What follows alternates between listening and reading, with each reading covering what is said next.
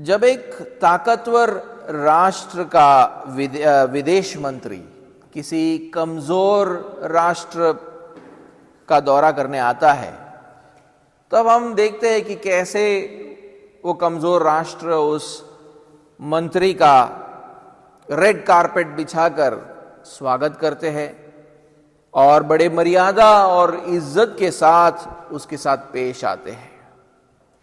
इसलिए नहीं कि ये मंत्री खुद उन्हें कुछ दे सकता है, बल्कि इसलिए क्योंकि वो अपने साथ उस ताकतवर देश के सामर्थ्य और साधनों को लेकर आता है जिसकी जरूरत इस कमजोर देश को है।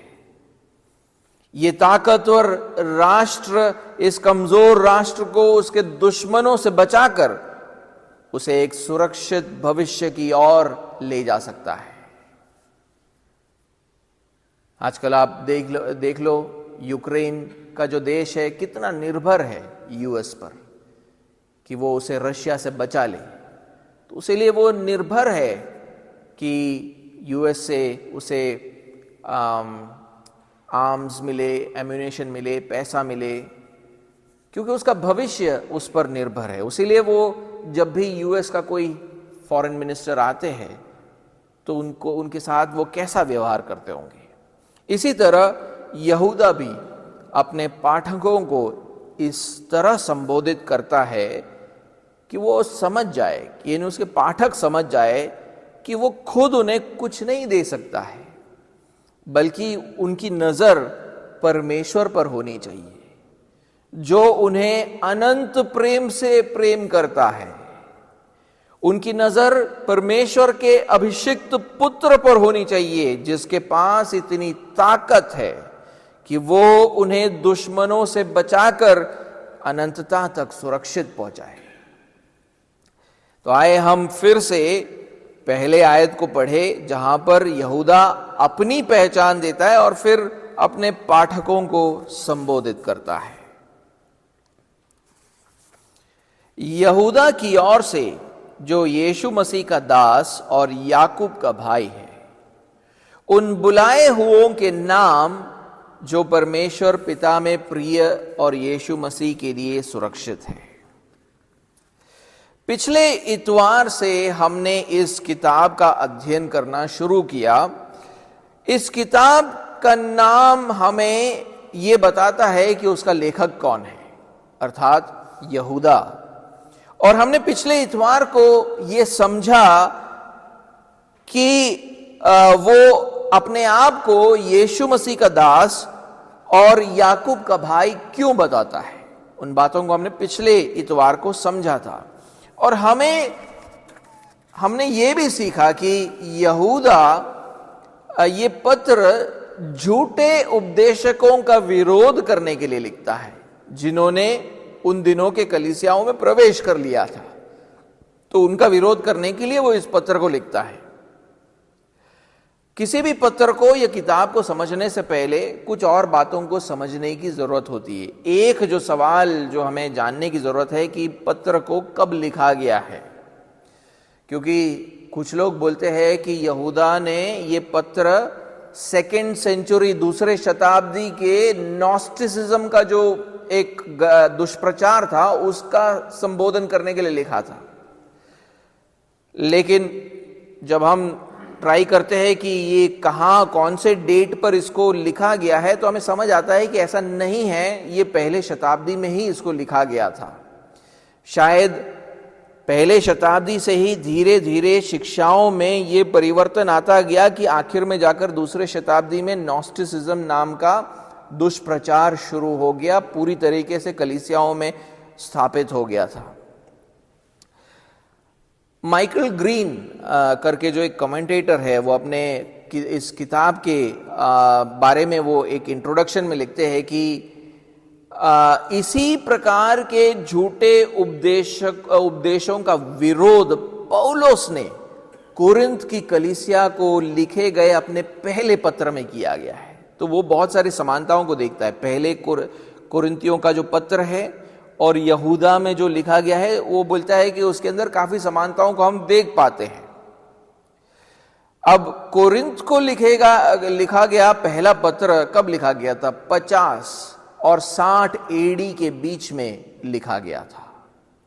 यानी पहले शताब्दी में 50 से 60 एडी के बीच में लिखा गया था। तो यह मुमकिन है कि यहूदा का पत्र भी लगभग उसी समय पर लिखा गया था, शायद उससे थोड़ा और पहले, लगभग 40 एडी के आसपास लिखा गया होगा, हो सकता है। लेकिन हम इस पर निश्चित नहीं हो सकते, क्योंकि इसका दूसरा भी कारण है। इसको शायद देर से भी लिखा गया होगा, जैसे कि लगभग 80 एडी के आसपास, यानी लगभग हम 40 एडी बोल रहे थे, लगभग 80 एडी के आसपास भी हो सकता है। इसके दो मुख्य कारण हैं। पहला, हम दूसरे पतरस का जो पत्र है, आप देखोगे दूसरे पतरस और यहूदा के पत्र में हम बहुत सारे समानताओं को देखते हैं। आप अगर दूसरा पत्र और यहूदा का पत्र एक साथ पढ़ोगे, आप देखोगे कि बहुत सारी समानताएं, शब्दों में समानता, पदों में समानता, सोच में समानता, तो बहुत सारी समानताएं दूसरे पत्रस का पत्र और यहूदा में। दोनों पत्रों को झूठे उपदेशकों के विरोध में लिखा गया था। और दूसरा पत्रस कब लिखा गया था? 64 एडी के आसपास। तो अगर यहूदा ने पतरस के दूसरे पत्र के आधार पर अपने पत्र को लिखा है, तो यह हो सकता है कि उसको शायद उसने लगभग 80 एडी के आसपास तक इस पत्र को लिखा होगा। एक और दूसरा जो कारण है, क्योंकि यहूदा यीशु मसीह के छोटे भाई थे, वो शायद पहले शताब्दी के 80 साल तक, 80 के दशक तक जीवित रहे होंगे। उनका जन्म शायद 10 एडी के आसपास तक हुआ होगा और 80 के दशक तक वो जीवित रहे होंगे। तो ये हो सकता है कि ये पत्र जो है लगभग 80 एडी के आसपास लिखा गया होगा। तो हम लगभग इस बात पर निश्चित हो सकते हैं कि ये पत्र पहले शताब्दी के 40 एडी से लेकर 80 एडी के बीच में हुआ था। यानी इसका मतलब है कि इसको दूसरे शताब्दी में नहीं लिखा गया है, ना ही नॉस्टिसिज्म का इशू है, यहां पर कुछ और ही बातें चल रही है। तो हमें यह समझना जरूरी है कि इस पत्र को लगभग कब लिखा गया था। एक और सवाल है जिसके बारे में हमने पिछली बार नहीं सोचा था, और वो ये है कि इस पत्र को किसे लिखा गया या इसके पाठक कौन थे। ये भी एक मुश्किल सवाल है, लेकिन ज्यादातर जो कमेंटेटर्स हैं ये सोचते हैं कि इस पत्र को मूल रूप से यहूदी विश्वासियों को लिखा गया था। मूल रूप से यहूदी विश्वासियों को लिखा गया था। इसके पीछे दो अच्छे कारण हैं। पहला कारण, यहूदा ने दूसरे यहूदी साहित्य का उदाहरण दिया है अपने पत्र में। यानी जो उस समय के दूसरे यहूदी साहित्य थे, उसमें से कुछ बातों को लेकर यहूदा ने अपने पत्र में लिखा है। शायद उसको ये पता था कि उसके यहूदी पाठक जब मैं ये लिखूंगा उन बातों को समझ जाएंगे, इसलिए हमें लगता है कि शायद ये मूल रूप से यहूदी पाठकों को लिखा गया है, यहूदी विश्वासियों को लिखा गया है। दूसरा कारण, प्रेरित याकूब ने अपना ज्यादा ध्यान यहूदी लोगों को सुसमाचार पहुंचाने में लगाया था। शायद इसलिए ही यहूदा अपने पहचान में ये बोलता है कि वो याकूब का भाई है। उसने सोचा होगा कि उसके यहूदी पाठक उसके पत्र को गंभीरता से लेंगे, ये जानकर कि इस पत्र को प्रेरित याकूब का समर्थन प्राप्त है, इसलिए शायद उसने याकूब का नाम लिया था। लेकिन यह भी मुमकिन है कि उसके पाठकों के बीच में कुछ अन्य जाति के लोग भी हो सकते हैं, क्योंकि यहूदा के बारे में हम जितना भी जानते हैं, यहूदा शिक्षा और प्रचार करने के लिए यात्रा करता था और अंताकिया शहर तक वो गया होगा, जो एक ऐसी कलीसिया थी जिसमें दोनों यहूदी और अन्य जाति मौजूद थे। और अंताकिया की कलीसिया में प्रेरित भी मौजूद थे, जैसे कि पौलुस और बरनबास, और उन्हीं से शायद उसने अपनी ज्यादातर शिक्षाओं को पाया होगा। लेकिन यहूदा खुद इस पहले आयत के दूसरे भाग में अपने पाठकों के बारे में कुछ लिखता है जब वो उन्हें संबोधित करता है, और हम उन्हीं बातों पर आज ध्यान लगाएंगे। वो कहता है, अब ये मेरा जो अनुवाद है वो मैं यहां पर बता रहा हूं, शायद आपके अनुवाद से थोड़ा अलग होगा। उन बुलाए हुओं के नाम जो परमेश्वर के प्रिय है और जिनको यीशु मसीह ने सुरक्षित रखा है। फिर से कहता हूं, उन बुलाए हुओं के नाम जो परमेश्वर के प्रिय है और जिनको यीशु मसीह ने सुरक्षित रखा है। यहां पर यहूदा अपने पाठकों का वर्णन करने के लिए 3 महत्वपूर्ण शब्दों का प्रयोग करता है। एक, बुलाए गए, दूसरा प्रिय, तीसरा सुरक्षित। इन तीनों शब्दों का अर्थ समझने के लिए आज हमारे पास समय नहीं होगा, क्योंकि ये तीनों शब्द बहुत गहरे शब्द हैं। आज हम पहले शब्द का महत्व को समझने का प्रयास करेंगे, अर्थात बुलाए गए, बुलाए गए। बाकी के 2 शब्दों का अध्ययन हम अगले इतवार को करेंगे। तो आए हम नए नियम के उस आयत को पढ़े जहां पर पहली बार इस शब्द का प्रयोग हुआ। कौन से शब्द का? बुलाए गए। मत्ती का 22वां अध्याय और 14वां आयत। मत्ती का 22वां अध्याय और 14वां आयत।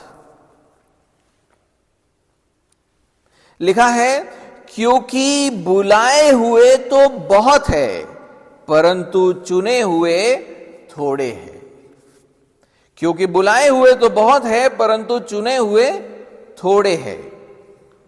यीशु एक दृष्टांत देकर इस निष्कर्ष को निकालता है।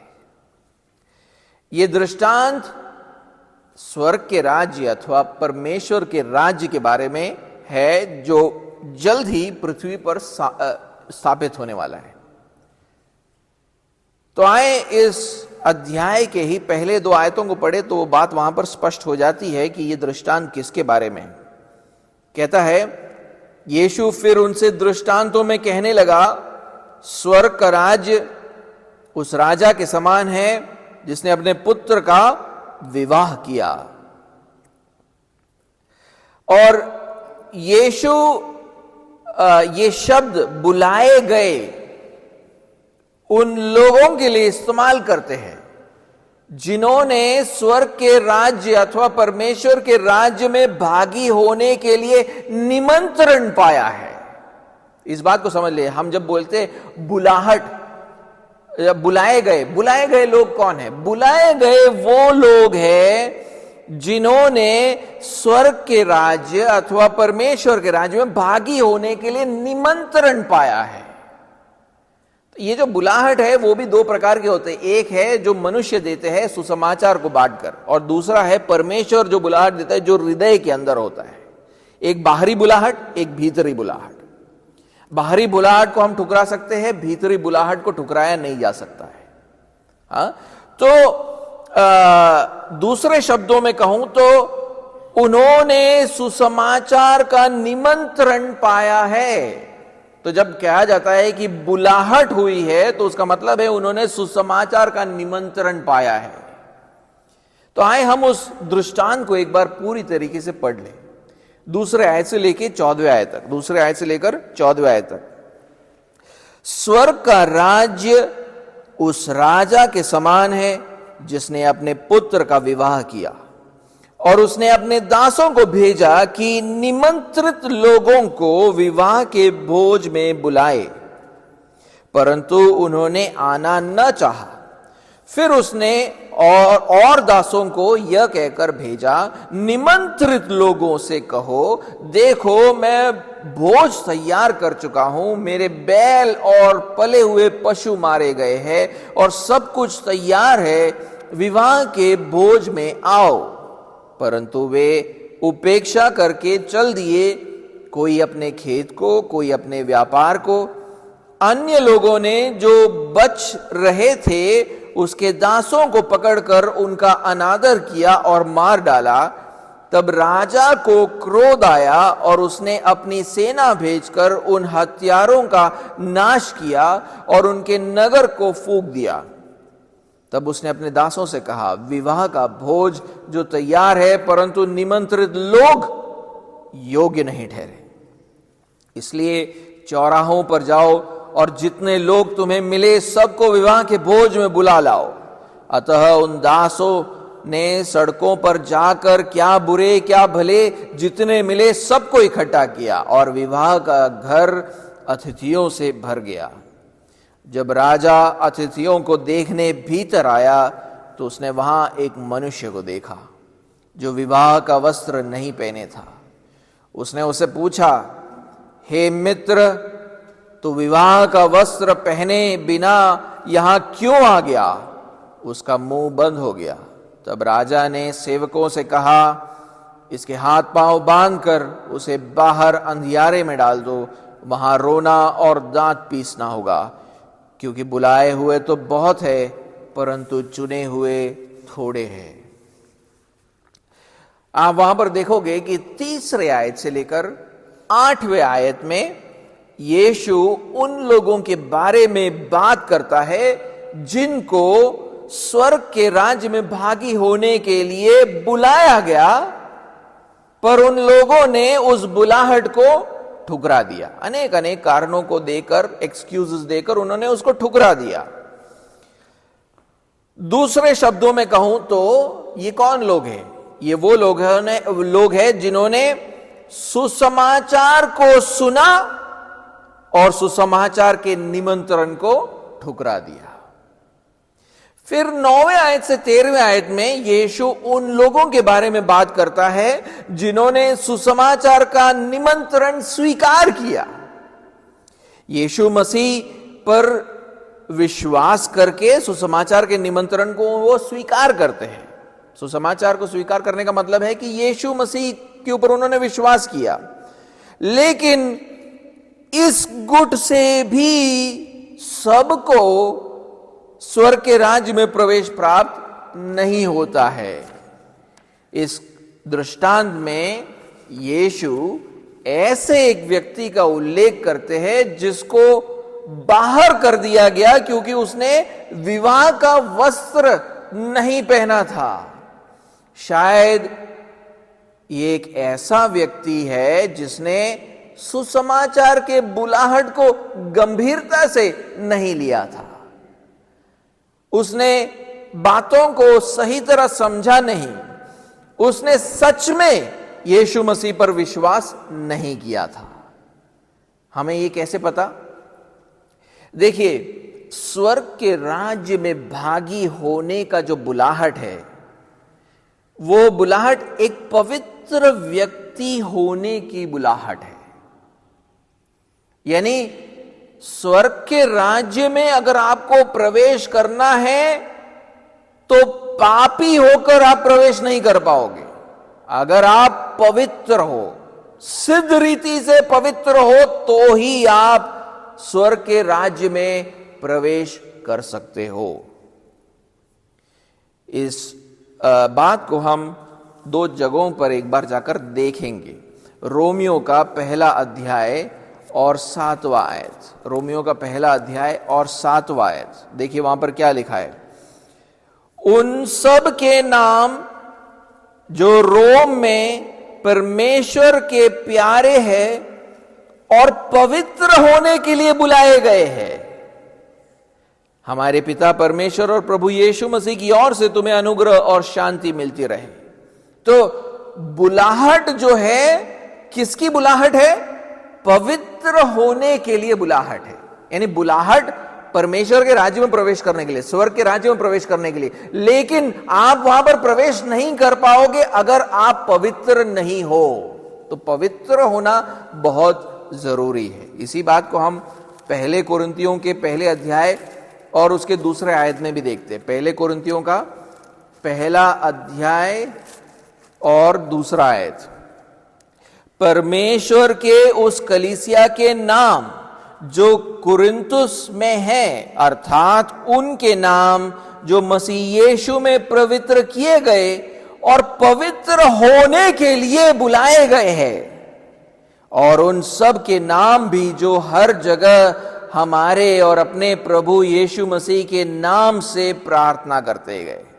आप देख रहे हो, दोनों ही आयतों में कहा गया है कि पवित्र होने के लिए बुलाए गए हैं। यानी परमेश्वर के राज्य में आने का बुलाहट है, स्वर्ग के राज्य में प्रवेश करने का बुलाहट है, लेकिन आप प्रवेश नहीं कर पाओगे अगर आप पवित्र नहीं हो। तो पवित्र होना पड़ेगा अगर आपको प्रवेश करना है। तो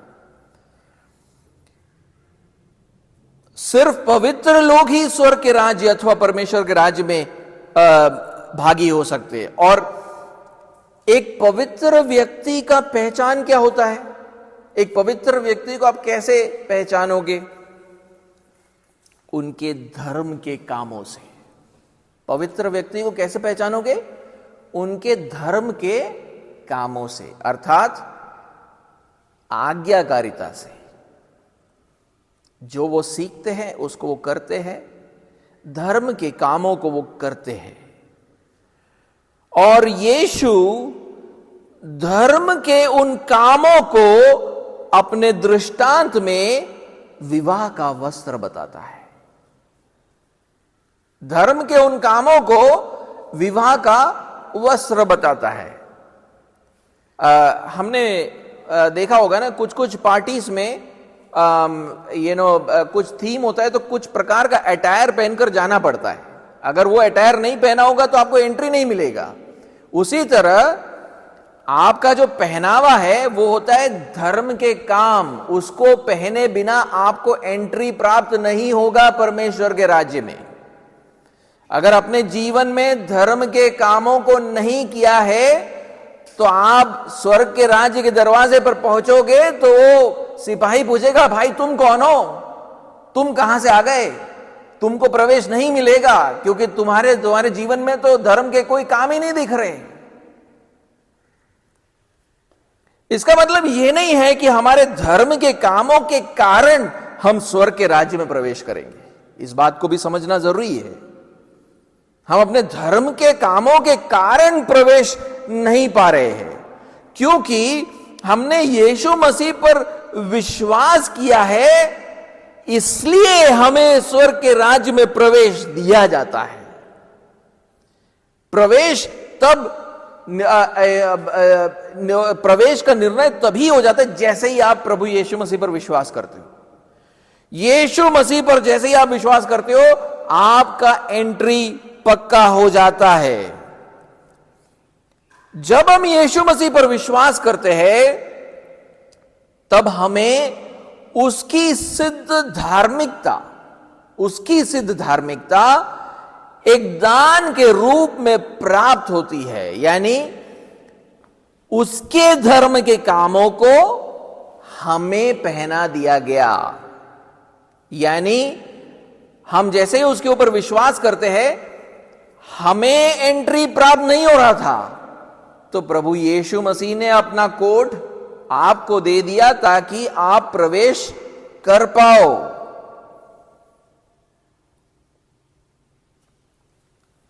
जब हम यीशु मसीह पर विश्वास करते हैं तब हमें उसकी सिद्ध धार्मिकता एक दान के रूप में प्राप्त होती है, और उस आधार पर हमें स्वर्ग में प्रवेश प्राप्त होता है। तो स्वर्ग में प्रवेश उसके धर्म के कामों के आधार पर हमें प्राप्त होता है। हम यीशु मसीह में पवित्र लोग बन जाते हैं। यानी जब हम लिखते हैं कि हम पवित्र लोग हैं, हम इसलिए कह रहे हैं क्योंकि हम यीशु मसीह में पवित्र लोग बन चुके हैं। लेकिन जो लोग मसीह पर विश्वास करने के द्वारा पवित्र ठहरे हैं, वो अपने इस नए स्टेटस को अपने धर्म के कामों के द्वारा प्रकट भी करते हैं। समझ रहे हो आप मेरी बात? आप जिसको यीशु मसीह की धार्मिकता प्राप्त होती है, वो अपने जीवन में धर्म के कामों को करता है। तो सच्चे जिसको सच में इनवाइट किया गया है, उसको पहचानने के लिए हम कैसे पहचाने कि इस व्यक्ति ने सच में विश्वास किया और इसको परमेश्वर के राज्य में प्रवेश मिलना चाहिए? इसी बात से पहचानते हैं कि उसके जीवन में क्या धर्म के काम है या नहीं है। अगर नहीं है तो इस बात को दर्शाता है कि तुमने विश्वास ही नहीं किया है। अगर क्योंकि जो व्यक्ति यीशु मसीह पर विश्वास करता है वो अपने पवित्र और धर्मी उद्धारकर्ता का अनुकरण करने लगता है। हमने अगर यीशु मसीह के द्वारा उद्धार पाया है तो हम अपने उद्धारकर्ता के अनुसार अपना जीवन जीने का प्रयास करते हैं। उसीलिए हमारे जीवनों में धर्म के काम लगते हैं। अगर कोई मसीह में पवित्र बन जाने का दावा करता है लेकिन उसके जीवन में आप धर्म के कामों को नहीं देख पाते हो तो वो झूठा है। फिर से कहूंगा, अगर कोई व्यक्ति ये दावा करता है कि मैं पवित्र हूं, यीशु मसीह पर विश्वास करने के द्वारा मैं पवित्र हो चुका हूं, लेकिन उसके जीवन में आप धर्म के कामों को नहीं देखते हो तो वो झूठा है। वो सिर्फ पवित्र होने का दावा कर रहा है, लेकिन सत्य तो यह है कि उसके जीवन में कोई बदलाव नहीं आया है। वो अभी भी पापी है जिसने स्वर्ग के राज्य अथवा परमेश्वर के राज्य में प्रवेश करने का जो निमंत्रण था वो ठुकरा दिया है। उसने यीशु मसीह पर विश्वास नहीं किया है, उसीलिए उसके जीवन में आप धर्म के कामों को नहीं देख पा रहे हो।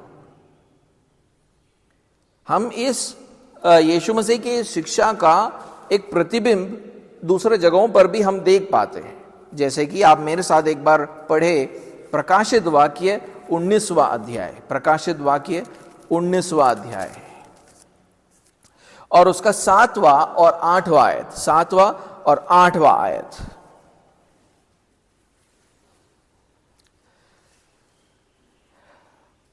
आओ हम आनंदित और मगन हो और उसकी स्तुति करें, क्योंकि मेमने का विवाह आ पहुंचा है। यीशु मसीह के दृष्टांत में क्या कहा गया था? एक राजा लोगों को अपने पुत्र के विवाह में आमंत्रित करता है, निमंत्रण देता है ना। अब उसके पूर्तिकरण का जो है यहां पर प्रकाशित वाक्य में लिखा गया है। यहां पर लिखा गया है मेमने का विवाह आ पहुंचा है और उसकी दुल्हन ने अपने आप को तैयार कर लिया है। यानी जो लोग सुसमाचार के निमंत्रण को स्वीकार करते हैं उन्होंने अपने आप को इस दिन के लिए तैयार कर लिया है। उसको शुद्ध और चमकदार महीन मलमल पहनने का अधिकार दिया गया, क्योंकि उस महीन मलमल का अर्थ पवित्र लोगों के धर्म के काम है। देख रहे हो, जो व्यक्ति जो दुल्हन है वो आती है, या जिन्होंने सुसमाचार पर विश्वास किया है और कलीसिया है, वो जब आती है जो वो कपड़े पहनकर आती है, वो कपड़े कौन से हैं? उसके धर्म के काम है। जो धर्म के कामों को पहनकर आएगा उसी को प्रवेश प्राप्त होगा। और इस बात को यहां पर हम बिल्कुल स्पष्टता से हम देख पाते हैं। एक और जगह पर हम इस बात को देख पाते हैं, यीशु मसीह के ही शब्दों में, मत्ती का 7वां अध्याय और उसका 21 से लेकर 23। मत्ती का 7वां अध्याय 21 से लेकर 23 लिखा है, जो मुझसे हे प्रभु कहता है, उनमें से हर एक स्वर्ग के राज्य में प्रवेश ना करेगा। देखिए, अब ये अगेन वो वही दृष्टांत की ओर इशारा करता है ना। बहुत जो लोगों ने निमंत्रण स्वीकार किया वो सब हे प्रभु करते हैं, है ना। जिन लोगों ने भी यीशु मसीह पर विश्वास किया है वो हे प्रभु करते हैं। लेकिन वहां पर हमने क्या देखा? ऐसे लोगों में से एक को प्रवेश नहीं मिलता है। उसी बात को यहां पर भी यीशु मसीह कहते हैं कि उनमें से हर एक स्वर्ग के राज्य में प्रवेश ना करेगा, परंतु वही जो मेरे स्वर्गीय पिता की इच्छा पर चलता है, यानी धर्म के कामों को करता है, परमेश्वर के इच्छा के अनुसार अपना जीवन को जीता है, उसी को प्रवेश प्राप्त होगा। उस दिन बहुत से लोग मुझसे कहेंगे, हे प्रभु क्या हमने तेरे नाम से भविष्यवाणी नहीं की और तेरे नाम से दुष्ट आत्माओं को नहीं निकाला और तेरे नाम से बहुत से आश्चर्य कर्म नहीं किए? तब मैं उनसे खुलकर कह दूंगा, मैंने तुमको कभी नहीं जाना, हे कुकर्म करने वालों, मेरे पास से चले जाओ। यानी लोग जो है बहुत सारा ढोंग करते हैं, सेवकाई करने का ढोंग भी करते हैं। लोग क्या करते हैं? भविष्यवाणी करते हैं, दुष्ट आत्माओं को निकालते हैं, आश्चर्य के काम करने का दावा करते हैं, लेकिन यीशु मसीह कहता है कि मैं तुम्हारे निजी जीवन को जानता हूं। भले तुमने तो कलीसिया के सामने सारा ढोंग कर दिया, अपने आप को सेवकाई कर कर सब कुछ दिखा दिया, लेकिन तुम्हारा निजी जीवन तो मेरे सामने खुला हुआ है। मैं जानता हूं कि तुम अपने निजी जीवन में मेरे आज्ञाओं का कितना पालन करते हो। मैं तुझे नहीं जानता हूं, कुकर्म करने वालों, मेरे से दूर चले जाओ।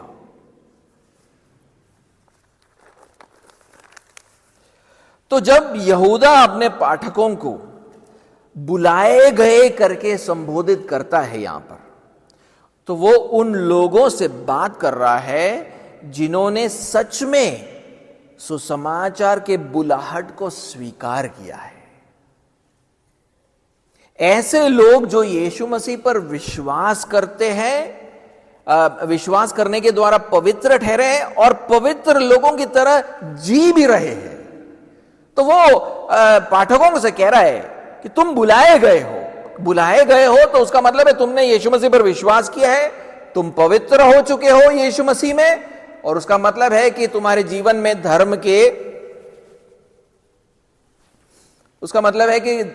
तुम्हारे जीवन में हम धर्म के कामों को भी देख पाएंगे।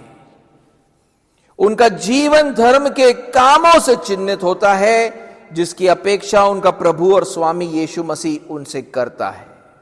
तो कलीसिया, जिस कलीसिया से वो बात कर रहा है, वो कह रहा है कि तुम बुलाए गए हो तो तुम्हारा जीवन भी ऐसा ही होना चाहिए। लेकिन उनके बीच में, उस कलीसिया के बीच में ऐसे भी लोग हैं जिन्होंने सच में सुसमाचार के बुलाहट को स्वीकार नहीं किया है, और वो उनके जीवन में दिखता भी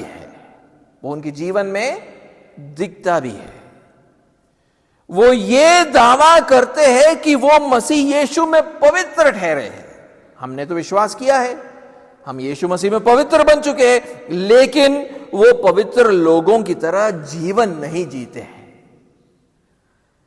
उनका जीवन लुचपन अथवा अधर्म से चिन्हित है। वो उस तरह नहीं जीते हैं जैसे मसीह यीशु की अपेक्षा है। और यहूदा अपने पत्र द्वारा उन लोगों से बात नहीं कर रहा है, बल्कि उसका पत्र ऐसे लोगों का विरोध करने के लिए है। और यह स्पष्ट हो जाता है उसके चौथे आयत में। एक बार हम उसको पढ़े, चौथा आयत, यहूदा का चौथा आयत पढ़े। क्योंकि कितने ऐसे मनुष्य छुपके से हम में आ मिले हैं, जिनके इस दंड का वर्णन पुराने समय में पहले ही से लिखा गया था। ये भक्तिहीन है और हमारे परमेश्वर के अनुग्रह को लुचपन में बदल डालते हैं, और हमारे एकमात्र स्वामी और प्रभु यीशु मसीह का इनकार करते हैं।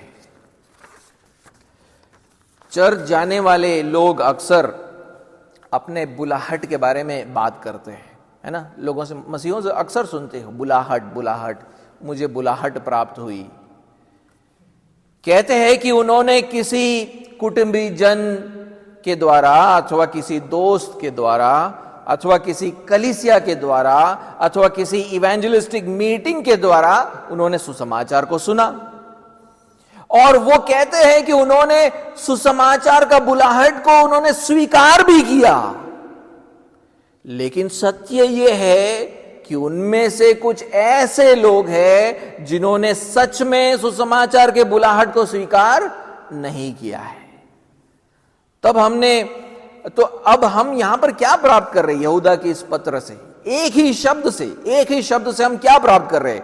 परमेश्वर हमें विवेक दे रहा है, हमें विवेक दे रहा है। कैसे विवेक दे रहा है? अब हम एक सच्चे विश्वासी और झूठे विश्वासी के बीच में फर्क कर सकते हैं। अगर कलीसिया में किसी को मिनिस्ट्री देना है, अगर किसी के साथ शादी करना है, या कोई भी प्रकार का एक क्रिश्चियन एक एंगेजमेंट करना है, तो अब आप फर्क कर सकते हो कि एक सच्चा विश्वासी कौन है और झूठा विश्वासी कौन है। एक सच्चा मसीही धर्म के कामों को करता है, यानी वो प्रभु यीशु मसीह के आज्ञाओं के अनुसार अपने जीवन को जीता है। दूसरे शब्दों में कहूं तो वो आज्ञाकारी है। लेकिन झूठे विश्वासी क्या करते हैं? लगातार एक पापमय जीवन जीते रहते हैं। कितने लोग हैं यहां पर, उनको मैं कहता हूं कलीसिया आओ, सालों से मैं बोल रहा हूं, नहीं आते हैं। कौन है ये लोग? उनके जीवन में कोई प्रकार के धर्म के कामों को आप नहीं देख पाते हो। उनका जीवन इस बात को चीख चीख कर कह रहा है कि झूठे विश्वासी है। जो वो सीखते हैं उसको वो करते नहीं है। ऐसे अनेक और बातों में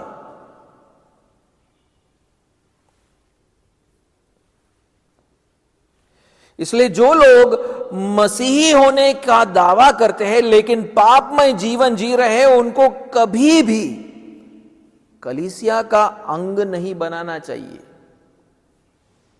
इसीलिए हम उनके जीवन में धर्म के कामों को एक बार देख लेते हैं, उसके बाद ही हम उनको बपतिस्मा देते हैं, उसके बाद ही हम सदस्यता में भाग देते हैं, उसके बाद ही हम उनको सेवकाई में एक प्रभाव का एक स्थान देते हैं। इसलिए जो लोग मसीह होने का दावा करते हैं लेकिन पापमय जीवन जी रहे हैं, उनको कभी भी कलीसिया का अंग नहीं बनाना चाहिए और उनको कलीसिया में प्रभावित करने अथवा अगुवे का काम कभी नहीं सौंपना चाहिए। ऐसे लोगों को जिनके जीवन में हम धर्म के कामों को नहीं देखते हैं। लेकिन जिस कलीसिया को पहले शताब्दी में यहूदा लिख रहा था, जिनको ये पत्र लिख रहा था, वहां पर ऐसा ही हुआ था। झूठे मसीही कलीसिया में उपदेशक बन चुके थे। वो लुचपन अथवा अधर्म का जीवन जीते थे और दूसरों को भी ऐसा ही करने को सिखाते थे। मैंने ऐसे लोगों को हमारे इस कलीसिया में देखा है। वो मसीह सेवकाई करने का दावा करते थे, मसीह सेवकाई करने का दावा करते थे, लेकिन लोगों से जाकर क्या कहते थे? अरे एक पवित्र जीवन जीना मुमकिन ही नहीं है, पवित्र जीवन हम जी नहीं सकते। कोई बात नहीं, मसीह यीशु में परमेश्वर हम पर बहुत अनुग्रहकारी है। लोग ऐसे उस तरह कहते थे। वो परमेश्वर के अनुग्रह पर बहुत जोर डालते हैं, लेकिन प्रभु यीशु मसीह के प्रति आज्ञाकारी होने पर इतना जोर नहीं डालते हैं। देखिए, पवित्र जीवन मुश्किल है, नहीं कर सकते, लेकिन कोई बात नहीं, परमेश्वर प्रभु यीशु मसीह में बहुत अनुग्रहकारी है। ये उनकी सोच है। ऐसे लोगों के साथ आपको बहुत सतर्क रहने की जरूरत है, जो लोग अनुग्रह की बात करते हैं लेकिन आज्ञाकारिता में नहीं चलते, क्योंकि इन लोगों का प्रभाव आप लोगों पर पड़ता है। जब आप ऐसे लोगों के साथ संगति करते हो जो चर्च में रेगुलर नहीं आते, तो आपके ऊपर क्या प्रभाव पड़ रहा है? नहीं जाएंगे तो चलेगा, कोई बात नहीं। उनकी सोच आपके सोच में प्रवेश करती है। वो आपके ऊपर प्रभाव डाल सकते हैं और धीरे धीरे क्या करते हैं, वो धीरे धीरे करके आपको यीशु मसीह से दूर ले जाते हैं। तो क्या आप बुलाहट पाए हुए लोग हो? क्या आपने सच में यीशु मसीह पर विश्वास करके पवित्र बने हो? तो क्या वो आपके जीवन में आज दिख रहा है? क्या आपके जीवन में अगर कोई देखेगा तो धर्म के कामों को देख पाएगा, आज्ञाकारिता को देख पाएगा? और अगर ये सब बातें आपके जीवन में सही है, तो अगर आपके कलीसिया में दूसरे ऐसे लोग हैं जिनके जीवन में ये नहीं दिखता है, तो आपको उनसे बहुत सतर्क होने की जरूरत है। उनका प्रभाव आपके ऊपर ना पड़े और खासकर उनसे किसी भी प्रकार के शिक्षा से दूर रहिए, उनके सेवकाई से दूर रहिए, क्योंकि वो आपको धीरे धीरे करके यीशु मसीह से दूर लेते जाएंगे।